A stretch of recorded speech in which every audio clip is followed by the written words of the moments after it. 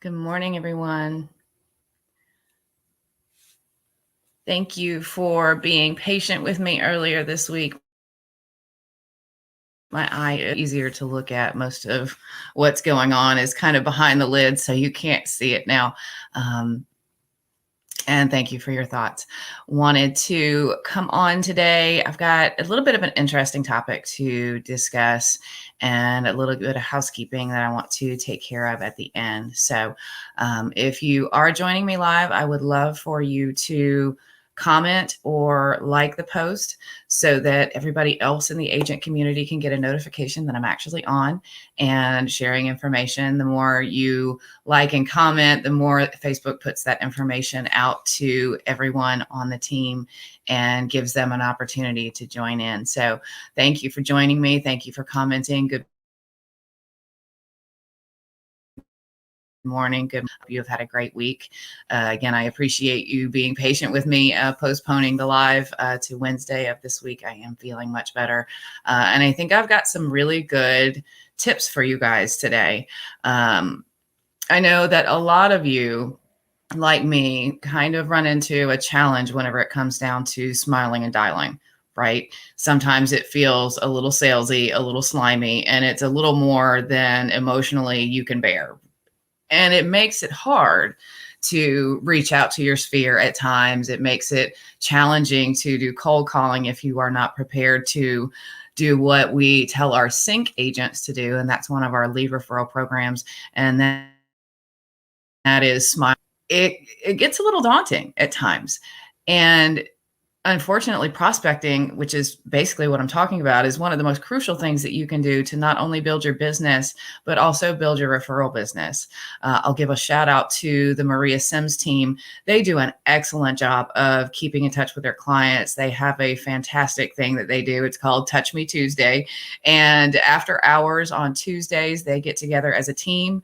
They've got some of them that are sending out power notes to their sphere. They've got some that are making calls. Sometimes they're dealing with contract issues, but regardless, they set aside that time every week to reach out to not only their sphere of influence, but any leads or prospects that they might have received.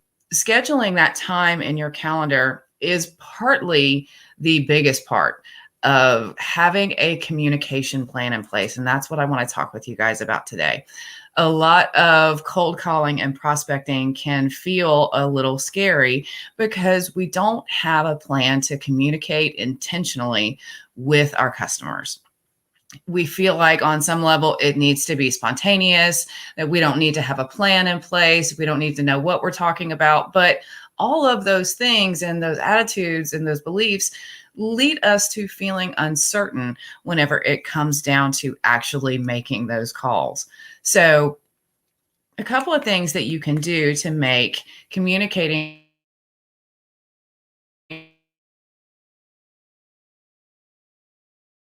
with your place that not only tells you who you're going to be calling, but also when you're going to be calling them and what your objective is for having that conversation. Now, in order to do this effectively, what you're going to have to do is grade your database. Now, that means taking a look at every single person in your database, whether it's your neighbor down the street that you just sold their home, your Aunt Susie who lives in another state, your dentist, your doctor, your college friends, any number of people. Your database should include every person that you know, because those are the people that are going to be their past client or their friend and family, that kind of thing. So it's important to take a look at not only how many people you have in your database, but how you grade them. And I would really encourage you to go through and grade them from A to D. And I'm going to tell you the difference in each level. So your A plus people are going to be your ambassadors. Those are the people that regularly send you referrals, that have outgoing personalities. They may be involved in business in your community. They may be a partner of yours in business. It doesn't really matter what that looks like, but those are going to be your really outgoing people that are going to give you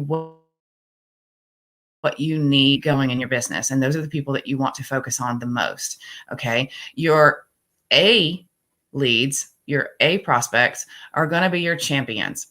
And there's a bit of a difference between your ambassadors and your champions. So, say, for example, the Cherokee Chamber of Commerce leader is one of your A plus ambassadors, right? They send you referrals regularly. You talk with them regularly. They're part of your advisory council if you have one.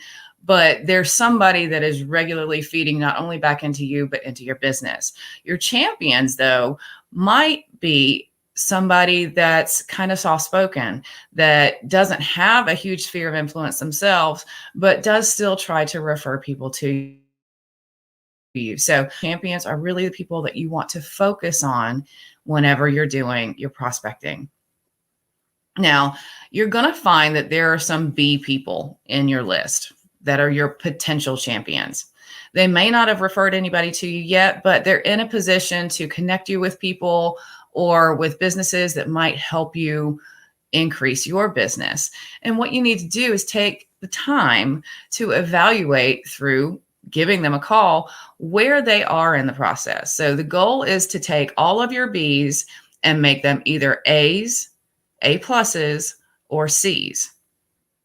Okay, your C's are going to be your friends and family. Those are the people that want to support you in your business, that absolutely champion you and every time. And the chances of you receiving a referral from them are a little bit lower than what you might see from your A plus or your A leads. You're going to want to continue to keep in touch with them, and we're going to have a plan for that. But we need to know who they are so that you can focus your time most effectively on those people that are going to bring you the business and bring you the referrals that you need. Then we got to talk about your D people, because everybody's got your D people. Your D people, you just need to delete from your database. These are the people that have never referred business to you, that you've never worked with, that you don't see any way that they're going to send you any business. Those are the people that you need to take off of your list on. Perhaps it was a past client that y'all didn't jive and things didn't go well during the course of their transaction. They're still in your database. You might want to touch them occasionally, perhaps through a mailing, but the odds of you wanting to work with them ever again are probably pretty slim. I know I have people like that in my database. I'm sure that you have people like that in your database too. So again, the goal here is to grade your database so that you have your A pluses, your A's. We're going to take our B's and we're going to put them into either A's or C's.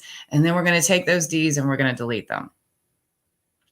And once you've done that, what you want to do is come up with that plan of how often those people. Now, your ambassadors, those people who regularly send you referrals and send you business, those are the people that you're going to want to keep in touch with the most. So maybe you plan to contact them once a month and you set aside some time, you block it off in your calendar so that you can make those phone calls to them. One of the things that you can do whenever you're making those calls in terms of an objective is to not only communicate your needs, but also communicate and offer solutions.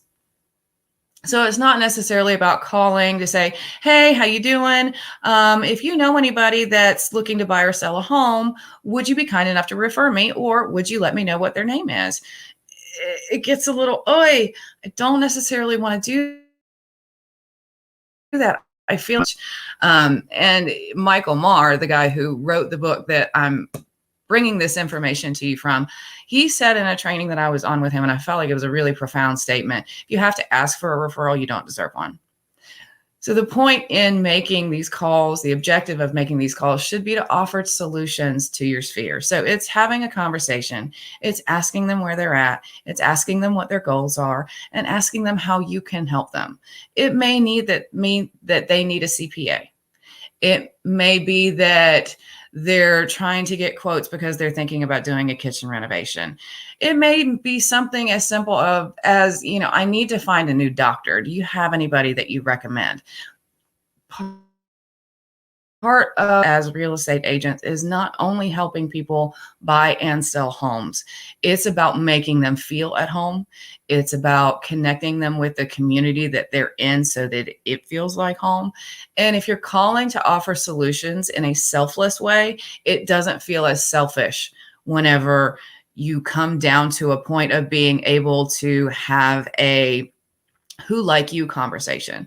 So if, for example, it's a client that is a first-time home buyer that you just helped purchase a home, it was a multiple offer situation, things got a little hairy, but everything worked out and they closed and they're really, really happy in their new home.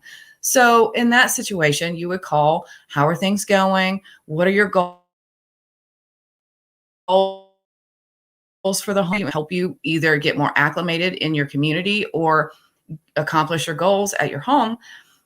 Once that conversation has happened, say, okay, you know what? You guys just closed on this home. So right now you are a super magnet for people that might be looking to buy or sell a home.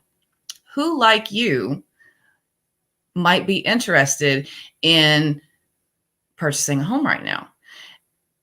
It's a different way to approach the conversation that doesn't necessarily feel as sticky or icky and salesy as saying, who do you know? It's a suggestion and certainly a thought process that I would encourage all of you. Your challenges and your power questions for this week are, who are your ambassadors and who are your champions? Have you identified those people in your database? And if you have identified those people in your database, are you really using your power hour effectively to communicate with those people that are going to help you build your business? Focusing on those people is the most important use and the best use of your time. The other thing, and your challenge for the week, if you haven't done this yet, is to go through your database and really take a serious, hard look at who's in there. Grade them by A+, A, B, C, and D. And remember that the goal is to either turn them into an A, turn them into a C, or turn them into a D. And the goal with the Ds is to get them out of your database and out of your way so that you're focusing on the people that are going to help you make money. I hope that you have enjoyed this tidbit of information. I hope that it's helpful for you. If it is, I would love for you to hop into the comment box and let me know. Again, the book that I'm getting all of this information from is The 7 Levels of Communication by Michael Marr. I've put the link to the Amazon page for this particular book in a couple of the comments under the videos that I've been doing. So you can go back and grab that there. I think this is a really invaluable book. It was a quick read for me. The print on it is larger, very easy to read. The way that it's written, it's easy to absorb what the author is trying to pass forward to you. And there are plenty of places within the book that it gives you resources that you can go to. One of those resources is referrallibrary.com, and I will put that link in the comments below this video as soon as I get done.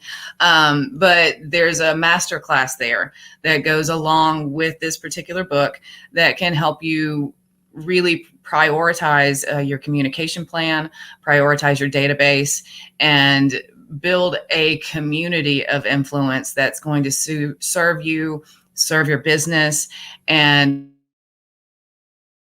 make you able to attract the business that you want without having to go out and look for it. And I think that that's absolutely fabulous. There's a number of great book recommendations in here as well. So I highly recommend that you get this book.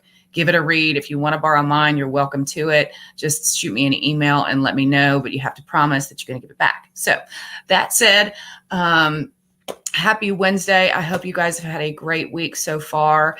If you don't have it on your calendar yet, please make sure that you put February 9th at 10 a.m. on your calendar. That is when we are having our virtual annual meeting this year. I know that we would all love to be in a position to get together and celebrate in person, but we are looking forward to